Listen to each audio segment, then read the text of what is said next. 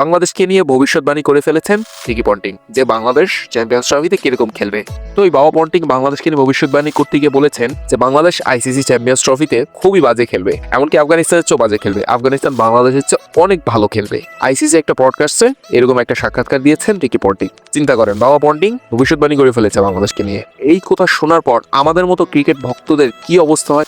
Bangladesh cricket খেলছে 25 বছর ধরে, 25 বছর খেলার পর এখন এসে যদি এই কথা শুনতে হয় যে আফগানিস্তান বাংলাদেশের চেয়ে ভালো করবে, যে দলটা মাত্র হাতে গোনা কয়েক বছর হয়েছে ক্রিকেট শুরু করেছে, সেই দলটা বাংলাদেশের চেয়ে ভালো খেলবে, এই কথা যদি আমরা শুনি আমাদের কেমন লাগে বলেন? এখন যে রিকি পন্টিং নিয়ে মজা করবো সেটাও করতে পারছি না, কেননা দিন শেষে এই সমস্ত কথা বাস্তব, আমাকে বাস্তবতা মানতে হবে। তো আমি রিকি পন্টিং নিয়ে কিছুই বলতে পারবো না। ভাই বাংলাদেশ আর কত নিজেকে এরকম মজার পাত্র বানাবা, আর কত? ভাই তোমাদের জন্য আমি এখন উত্তরটাও দিতে পারিনি। বাবা পন্টিংকে নিয়ে যে আমি একটু মজা টজা করবো, বাবা পন্টিং নিয়ে একটু উত্তর সুত্তর দিব, সেটাও আমি করতে পারবো না। কেন? কনফিডেন্স নেই। সত্যি করে বলেন, সবাই কনফিডেন্স আছে এই দলটার প্রতি? কনফিডেন্স কোন লেভেলে আছে আমাদের আপনাকে একটা কথা দ্বারা বুঝিয়ে দিই। শান্তকে রিকি পন্টিং এর বিষয়ে সংবাদ সম্মেলনে প্রশ্ন করা হয়েছিল যে রিকি পন্টিং এসব বিষয় বলেছেন, এই বিষয়ে আপনার কোনো মন্তব্য?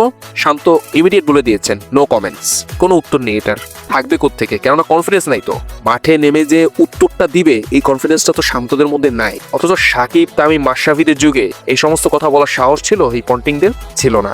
তাদের এই সমস্ত কথা বলতে হলে তাদের 10 বার চিন্তা করতে হতো। তখন বাংলাদেশকে রেসপেক্ট করতে তারা বাধ্য ছিল, কিন্তু এখন কেউ রেসপেক্ট করে না। আফগানিস্তানকে রেসপেক্ট করে এখন। এই হয়েছে আমাদের ক্রিকেটের উন্নতি। ভাই বাংলাদেশ এখন তো একটু লজ্জা করো, এখন তো একটু ঘুরে দাঁড়াও, এখন তো একটু মাথাটা উঁচু করো, একটু তো জবাব দাও, আমরা একটু তো শান্তি পাই রে ভাই। আর কতদিন মানুষ এই সমস্ত কথা শুনবো ভাই? মাঝে মধ্যে চিন্তা করি ক্রিকেটটা যদি নাই বুঝতাম, ক্রিকেটে যদি নাই আসক্ত হতাম, কতই না ভালো হতো।